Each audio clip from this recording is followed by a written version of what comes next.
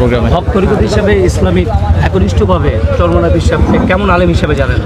অবশ্যই খুবই ওনার সাথে তো আমাদের রাজনৈতিক ক্ষেত্রে অনেক সময় আলাপ আলোচনা হয়েছে, কথা হয়েছে।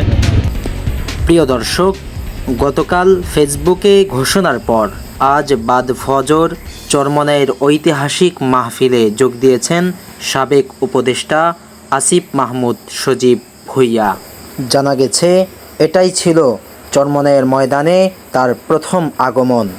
এ সময় ইসলামী আন্দোলন বাংলাদেশ এর রাজনৈতিকভাবে আদর্শিক অটলতার কথা তুলে ধরলেন আসিফ মাহমুদ। আমরা অনেক সময় অনেকে রাজনীতি করতে গিয়ে নীতিনৈতিকতা ভুলে যায়, সব কিছুকে পলিটিক্সের মধ্যে নিয়ে আসে, কিন্তু ওনাদের এই মোরালের জায়গাটা খুব শক্তিশালী।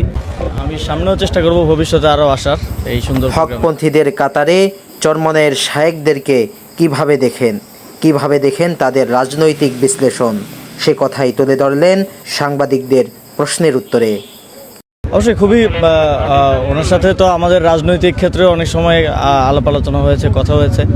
এবং জুলাই গণঅভ্যুত্থানের সময় যখন আমরা খুবই ক্রাইসিস সিচুয়েশনের মধ্য দিয়ে যাচ্ছিলাম, তখন রাজনৈতিক দল হিসেবে এবং মনে হয় তিনি সর্বপ্রথম আমাদের পাশে দাঁড়িয়েছিলেন এবং ঘোষণা দিয়েছিলেন একদম রাজনৈতিক দলের ব্যানার নিয়ে। অন্যান্য রাজনৈতিক দলগুলো ভয় পাচ্ছিল এবং বলতেছিল আমরা আন্দোলনে নাই।